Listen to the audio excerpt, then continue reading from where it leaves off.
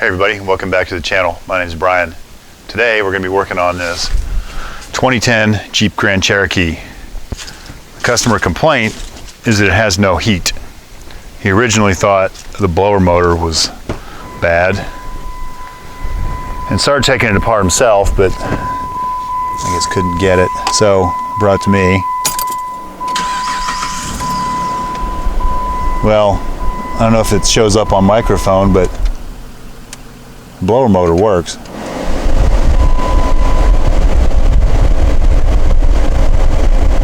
But it does not blow hot air no matter where you move the temperature selector.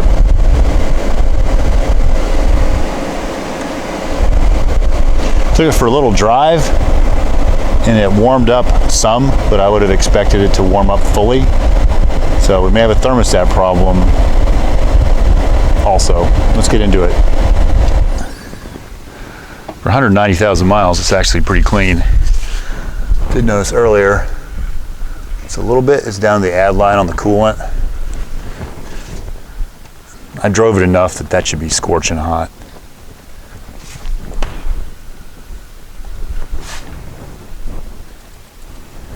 So,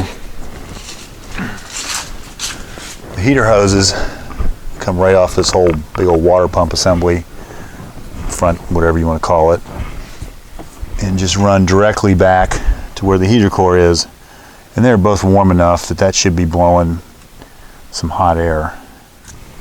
So what you're really doing when you're moving this temperature selector, not like in the old school days where you're opening and closing a water valve, there's a blend door inside this dash which blends hot and cold air to set your temperature. So basically that heater core is like a radiator and it flows coolant all the time, so it's always hot, even in the summer. You're just not getting that air inside the car.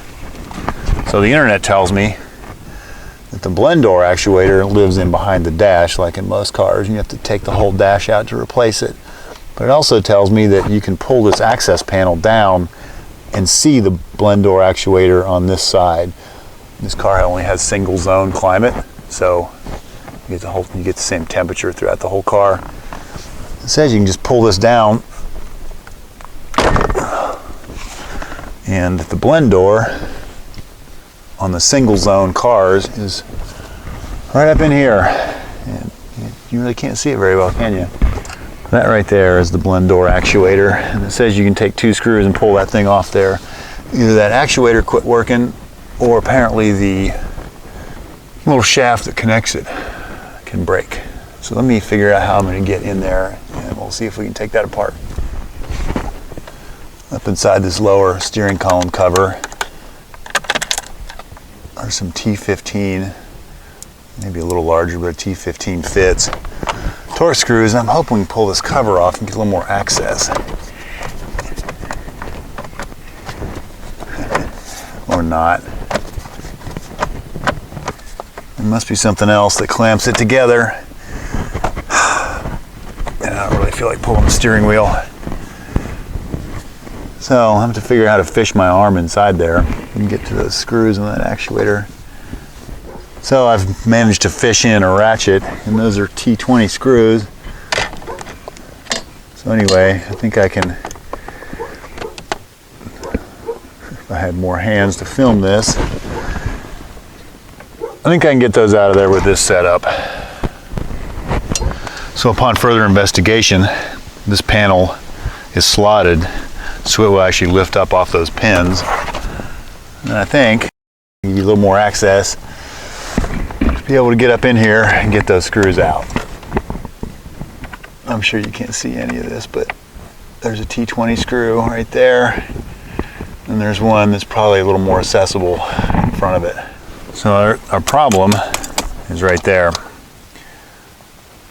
That is the end of the blend door shaft, which should be attached up there to the blend door. The blend door. So that should come out of there, and that door's inside that box. So there's a Dorman kit that allows you to, in this instance, run a screw, drill a hole in there and run a screw and attach a new new piece to it and reattach the actuator, and it should all work. But it comes with a drill bit and some other stuff. I'm not so sure that this thing's not locked up and there's some other things going on, like something else is locked up in it. So I'm going to get in there with something and try to drill that and flatten that out a little bit and see if I can actually turn that door, period, before I order the kit. And obviously I won't be able to show you any of that, so I'll bring you back.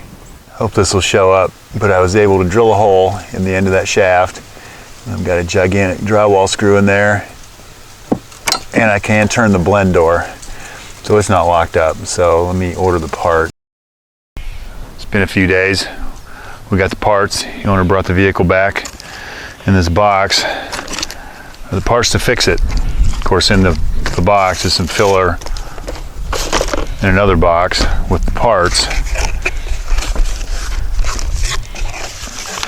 There's some bazillion photocopied instructions. The pictures are kind of useless, but the directions, you can read them. Then in that box, if you can see that, those are the parts. So basically it's a really long drill bit. And this piece right here, this is the piece that connected to the blend door with the little white piece that was broken off. So that kind of goes away. And then this piece replaces it. So basically we go in there, we drill that where I put that drywall screw in, we drill with that larger bit, screw this in, and try to get it lined up with this actuator. Here goes. So in an ideal world, that's the end of our shaft. I don't know if you can see it. Let me get my hand out of the way, but it's right there. See my finger, that white piece.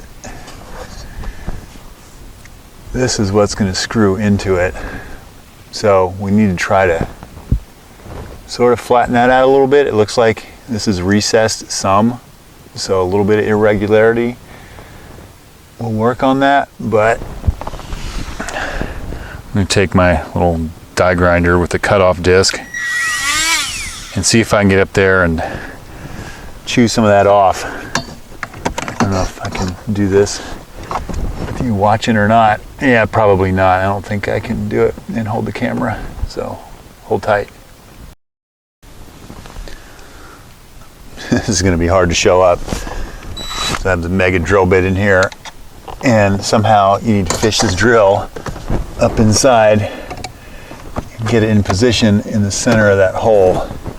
Get it right up in the middle of the hole I already made. I'm not sure how straight this is going to end up, but I've already got a pilot hole in there from the small drill bit, so here goes.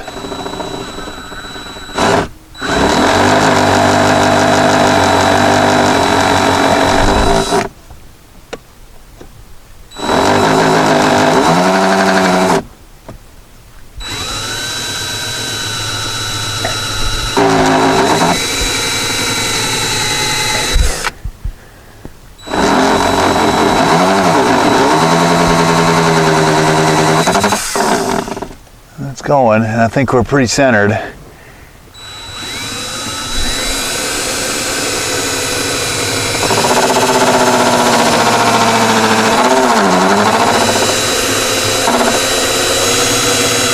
So it turns out I was grinding into my light a little bit, but there's a hole in there now. So now we need to screw this piece in there. Now, I screw this repair piece by hand into that blend door shaft.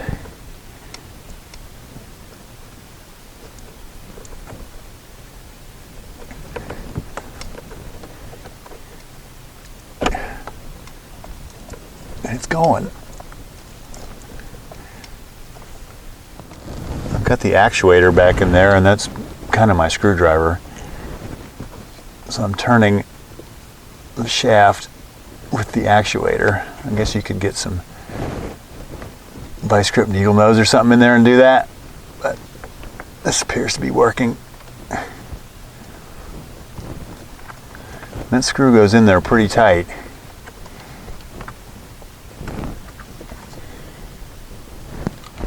So after much ado, I feel like I've bottomed out.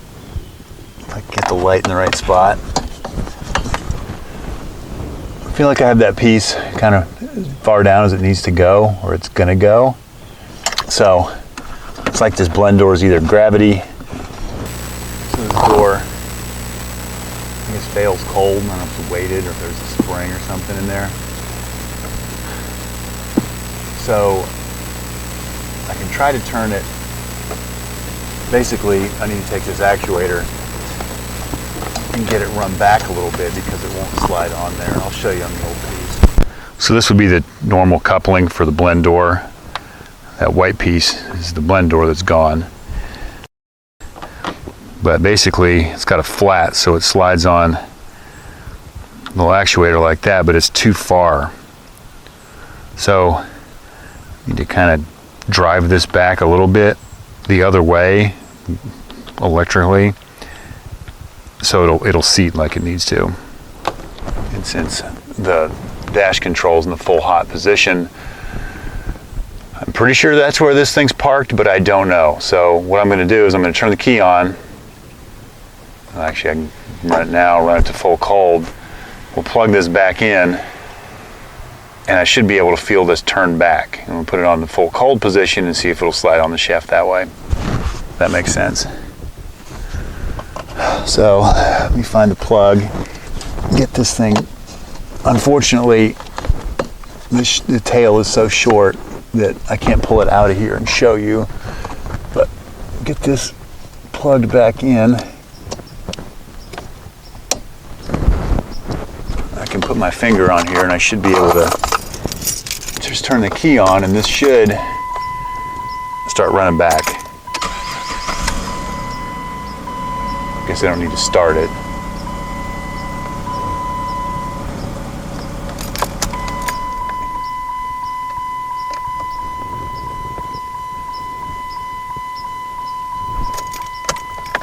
There we go. Now we're back to key on. Oh yeah, I can feel her move. Oh, it keeps going around. Nice.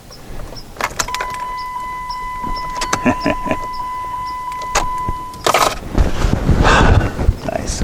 All right, so now that thing's going to apparently turn till it feels resistance. So we're just going to stick her on there. We're just going to put it on and see what happens. So there's the flat. There's the flat. Now, does anybody remember? So now the door's moving. Which screw holes this thing was in? I think it was just like basically right there. So I won't bore you too much more, but that's the only way it can go. Let me work on getting those screws put back in. So I got it slid back on. There's a pin up here at the top that it locates on. So I got that pushed all the way seated on. I got the screws hand started back in the holes. And then I'm going to use every T15 in my arsenal to try to tighten these.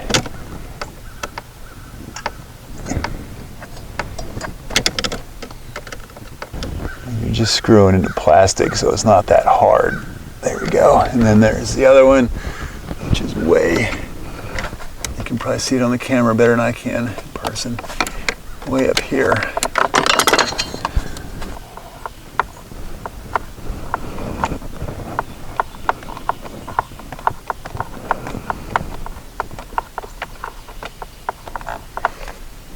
All right.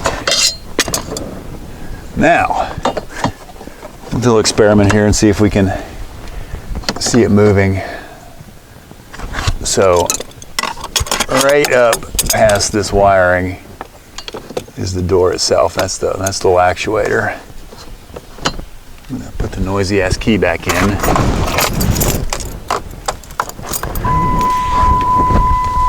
gonna turn to accessory. We should be in full cold. Now if I turn to hot, we should see that move. Let me turn one more click. There we go. Now we're in accessory. In full cold.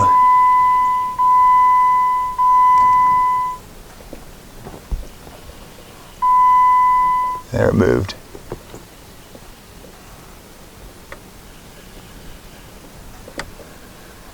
Back to hot.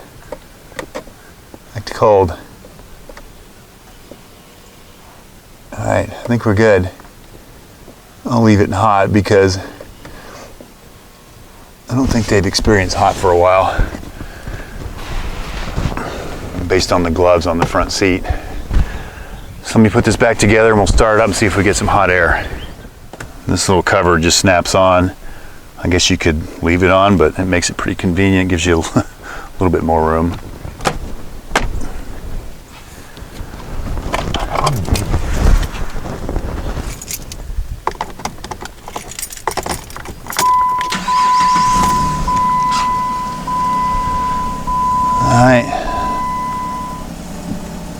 Turn the AC off. Don't need that. We have them full hot. Get some fan action going. See if we get some warm air coming out of there. After running for a few minutes, we actually have warm air. We did not before. I guess I can flip this back to cold. Yes, the air immediately got colder. Back to warm. You can actually hear the airflow change. So I think we're fixed. So there's another option. Say this shaft on this side of the blend door is completely trashed. There's a kit where you can, if it's single zone climate control like this is, you can move the actuator to the other side of the airbox.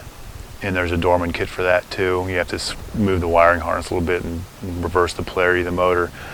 But you basically utilize the unused side of the blend door on the passenger side. You take the glove box out to do that. I think there's videos on that. Anyway, this should be fixed. Thanks for watching.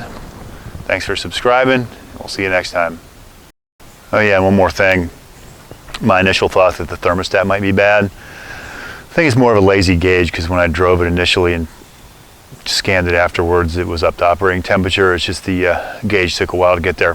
Thanks for watching. See you next time. Please subscribe.